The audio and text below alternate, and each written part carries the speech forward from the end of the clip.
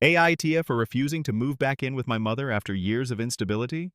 Welcome back to Reddit Stories, where real-life stories are told, heartbreakingly honest, and sometimes controversial. Today we're going to follow a story that has thousands of people on Reddit arguing about. A story about family, childhood trauma, and the line between forgiveness and self-preservation. The story is titled, AITA for refusing to move back in with my mother after years of instability. Is OP's choice selfish or a way to preserve her mental peace? This story comes from Reddit user You Throw Away Mother Issues. We'll call her OP, a friend who is trying to rebuild her life after a chaotic and traumatic childhood. OP begins her story by describing her tumultuous childhood. Her mother was emotionally unstable, unemployed for long periods of time, and frequently involved in toxic relationships. OP's family moved frequently. One year, they moved 5 times, each time because her mother had conflicts with her landlord, boyfriend, or simply couldn't pay the rent. During her school years, OP rarely had a stable home or a space of her own. Her studies suffered severely. Her friends and teachers saw her as the weird, sullen, absentee kid. But little did they know that every night, OP had to sleep on the couch of a friend's house or even in her car. The worst part is that her mother always thinks that OP should be thankful for keeping her around, not throwing her away like her father did. At 18, OP left her mother's house with only one suitcase, a high school diploma that she worked twice as hard to get, and a part-time job at a coffee shop. For many years after that, OP tried not to look back. She worked hard, rented a small room, attended college part-time, and eventually got a stable job in graphic design. During this time, OP's mother rarely contacted her, unless she needed to borrow money or had trouble with her new boyfriend. Every time she received a phone call from her mother, OP felt like she was being pulled back into the same hole. But then, an unexpected call came. Her mother had lost her house after breaking up with her boyfriend, had no one to rely on, and asked OP to let her live with her for a short time. OP refused.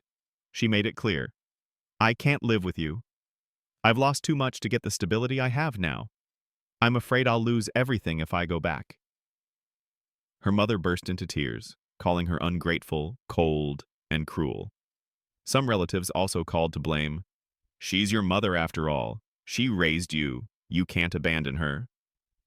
But OP still stood her ground. The Reddit post was her torment. Was she really a bad person, refusing to give her mother, who had gone through so much pain with her, a place to live? Or did she have the right to protect the peace she had paid so dearly for? And that's OP's whole story. A journey of survival, recovery, and the difficult decision between filial duty and self-care. OP's post immediately garnered a lot of attention from the Reddit community, especially on the subreddit r/a-me-the-asshole. In just 24 hours, the post received more than 45,000 upvotes, more than 9,000 comments, and counting. Here's a roundup of the main reactions. The majority of the community expressed deep sympathy for OP and affirmed that she was not at fault. Emotional boundaries. NTA. Setting boundaries is necessary, especially with a loved one who has caused emotional harm. You don't owe your mom a place to live, especially when it's affecting your mental health. Broke but stable. I grew up with a mom like that. Get out, don't go back. You're doing the right thing. CPT therapy. It's a miracle you survived that childhood and have the life you have now. Your mother needs to take responsibility for her life, not you. Self-care warrior. A toxic family shouldn't be the reason you sacrifice your own happiness. You're not a bad person for choosing you. Some people took a neutral stance, arguing that both were partly wrong. Moral gray. Yesh. Your mother is clearly not a good mother, but if you really have the means, maybe help her find temporary housing without living with her. Logic of her feelings. Maybe you could rent her a motel room for a few weeks? She's her biological mother after all. The Bridge Builder 2020. It's your right to say no, but you should also consider supporting your mother in other ways, like referring her to social services. Trauma Sriel. This is a complicated story. No one is 100% right. But can you do something without destroying yourself? Although not many, there were some comments criticizing the OP. Old school respect. You are so cold. Your mother gave birth to you and raised you. No matter what, you should not abandon her like that. Faith and family. Eastern people respect their parents. Refusing to live with an elderly mother is unacceptable. Your parents. She is not perfect, but you are acting like a total victim. Grow up and forgive. You back in the day. 90. This generation is too selfish. My parents used to beat me, but I still took care of them. That is filial piety. Top comments that cause storm, you quiet strength. NTA. You're not rejecting your mother. You're just refusing to continue to endure a life driven by guilt. You're protecting the child in you, the child who had to grow up too soon. This comment received over 32,000 upvotes and thousands of replies. Many people shared similar stories of leaving their toxic parents to save themselves. The story opened up a series of related topics such as, what is the line between filial piety and self-protection? Do you owe your parents a good life when they treated you badly? Does family always come first, no matter the circumstances? One user even created a new topic. When your parents hurt you, do you have a responsibility to help them when they're in trouble? And received more than 10,000 votes. Just a few days after the original post, OP returned to Reddit with a lengthy and emotional update. Here are the highlights. OP decided not to move back in with her mother. After reading thousands of comments, OP felt liberated from the guilt she had been carrying around. She understood that saying no was a necessary act of self-preservation, not an act of selfishness. OP spoke to her mother again. The conversation did not go well. Her mother reacted violently, accusing her of being ungrateful, heartless, and poisoned by the internet. OP said she stood her ground, making it clear that she was not rejecting the relationship, but that she could no longer sacrifice her mental stability. OP is looking for other ways to help her mother. She has reached out to local social services to find temporary housing or financial support for her mother. However, her mother firmly refused any help that did not come directly from OP. OP began therapy. With advice from the Reddit community, OP decided to see a therapist to help her process her childhood trauma and learn how to build healthier boundaries in the future. I couldn't believe the support I received from Reddit. It felt like for the first time I was being heard, understood, not suffering alone. I don't know where I go from here, but at least I know I'm walking toward the light. OP shared that she had started sleeping well again, something she hadn't done in years. She felt relieved, but also sad and hurt because her relationship with her mother was becoming more distant. However, instead of wallowing in guilt, OP chooses to forgive herself and start living her life again on her own terms, with choices no longer governed by fear or blind obligation. OP's story is a whirlwind of emotions, a mix of love, responsibility, guilt, and a desire for release.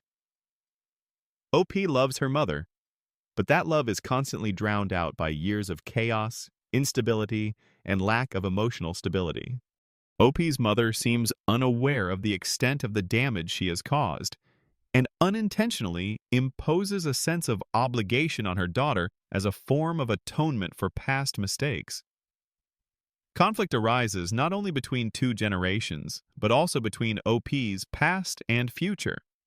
Between the good daughter, trying to please her mother, and the adult learning to heal herself.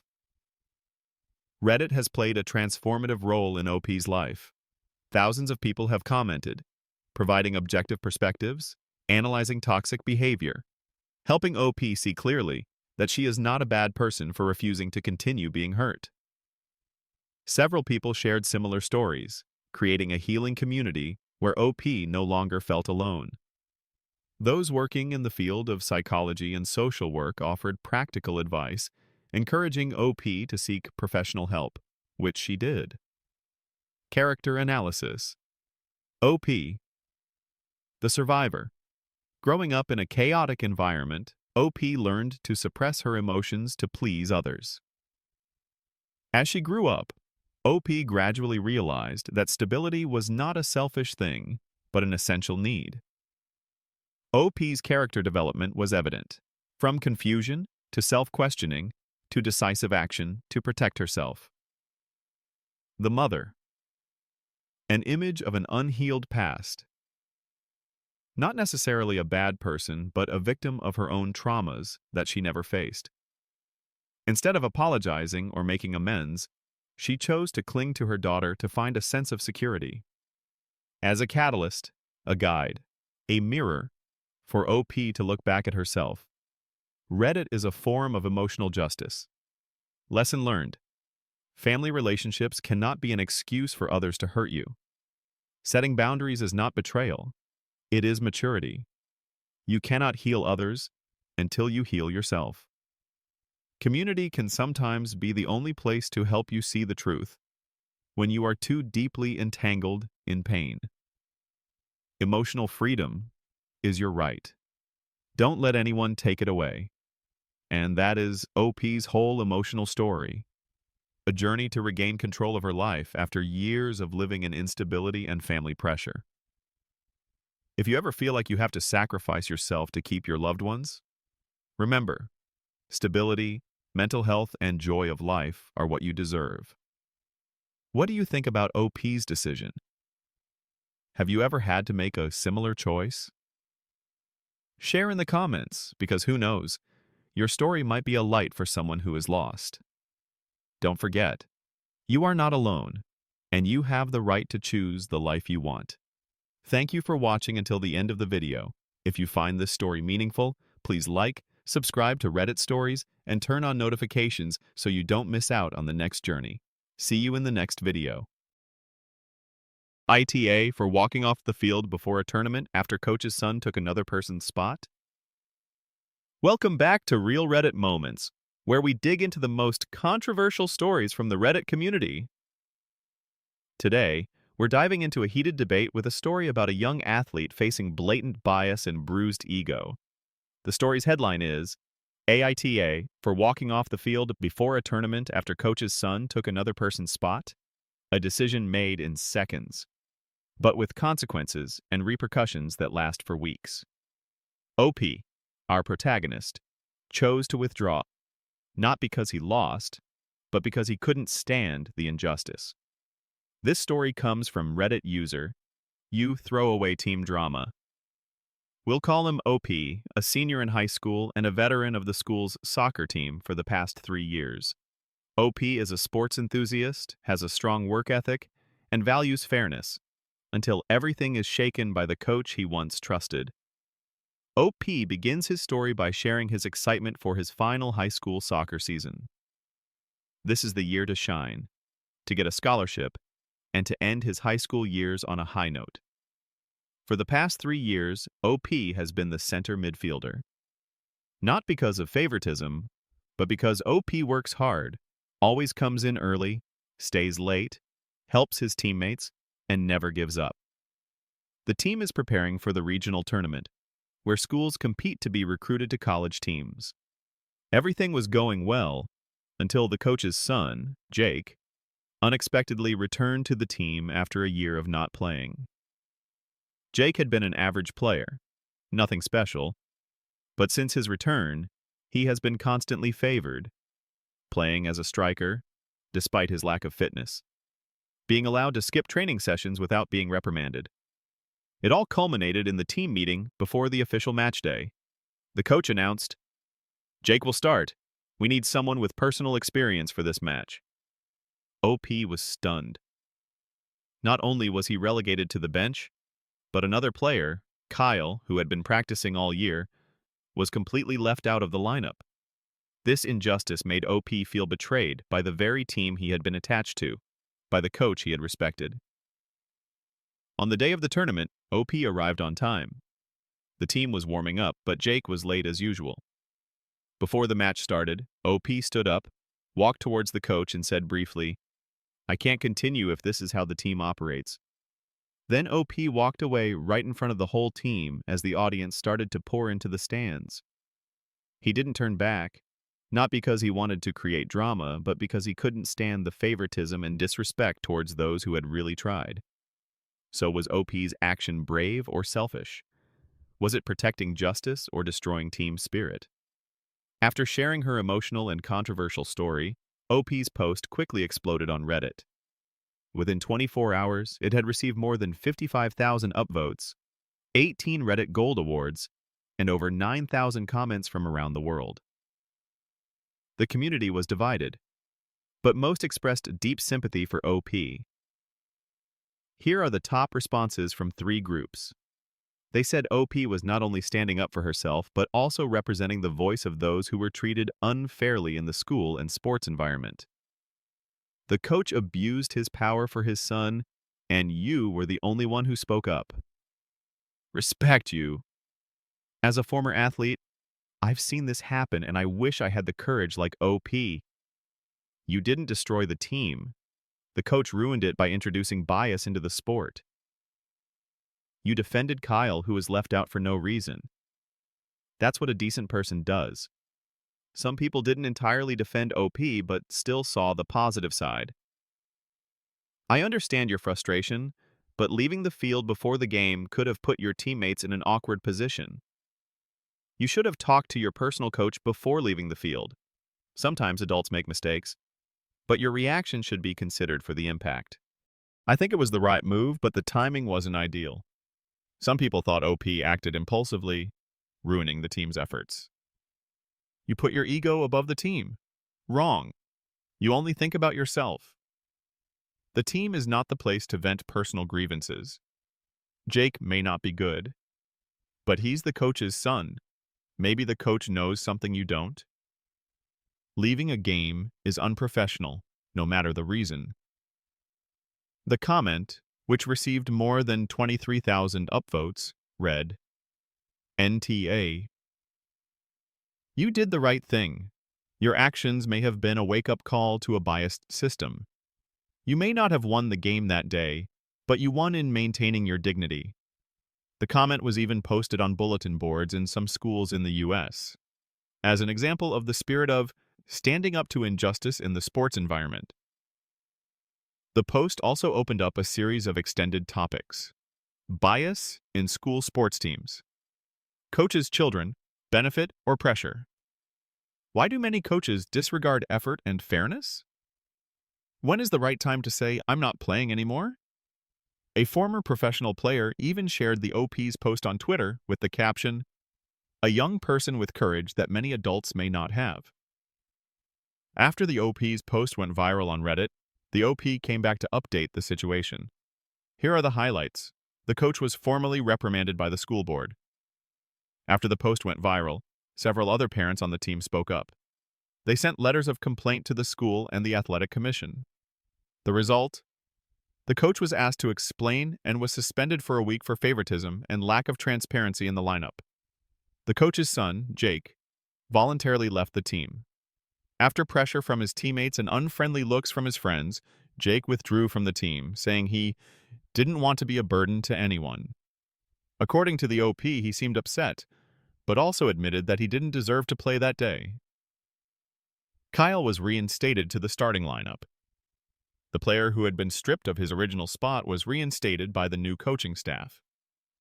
Kyle publicly thanked OP, saying, "Without you, I would have been considered a spare." OP was invited back, but declined. After the matter was settled, the school and athletic department invited OP back to the team, but OP politely declined. OP shared, "My faith was damaged. I couldn't play, knowing that fairness could be distorted just because someone had a connection.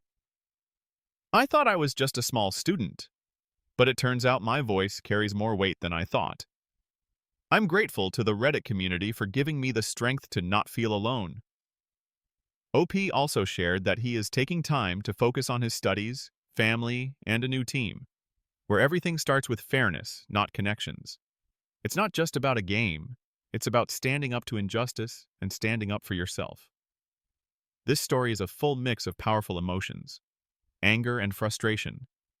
OP is not only angry about the injustice, but also about how the team, the place where he put so much effort, has become a place of favoritism and bias. Hurt and disappointment. Not only Kyle, who was stripped of his position, but OP also feels betrayed in his belief in fairness. Inner torment. OP wonders if his act of leaving was too emotional. Did it make Kyle feel ashamed? Did it mess things up? Finally, pride and peace.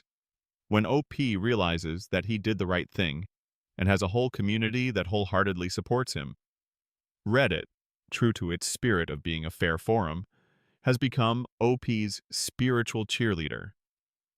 In the thousands of comments, they not only share their feelings, but also provide legal, ethical, and practical perspectives. Several parents who had been through similar situations shared their personal stories, creating a strong network of empathy. Reddit became a place to vent, gain courage, and support reason, making OP dare to stand up, and eventually win in the most proud way. OP, a person with independent thinking, integrity, and courage. Not everyone dares to stand up and leave the field right before a big match. That action shows OP has strong principles in life and clear personal ethics. Coach. The embodiment of people who let personal emotions and family relationships overshadow fairness. His lack of transparency makes him lose credibility not only with students, but also with parents. Jake, Coach's son, may be a victim in his role. Not necessarily the main one at fault, but he accepted that position even though he knew he didn't deserve it. So he also bears some responsibility for the incident. Kyle, a clear victim but also a person who shows compassion. Kyle doesn't blame OP for leaving, but is grateful to him for acting on his own behalf. Lessons learned. Fairness is the foundation of any community, even a high school sports team. A biased system will never last. Courage is contagious. When OP stands up for what is right, he not only protects his friend, he changes the system. Self-worth is not about winning, but about sleeping well with your conscience. Online communities are not just places to chat. They can be a lifeline when you feel alone. And that is the whole emotional journey, struggle, and growth of OP, a student who dares to stand up for what is right, even if it costs him the game he is looking forward to. If you have ever been treated unfairly, remember, you are not alone. Silence is sometimes the most dangerous weapon, but even a small action, like OP leaving the field, can be a wake-up call. What do you think of this story? Is OP being too emotional or being truly brave? Leave a comment below and share your personal experience. It might be something someone needs to hear. Don't forget to like, subscribe, and turn on notifications so you don't miss out on more honest and touching stories from real Reddit moments. See you in the next video.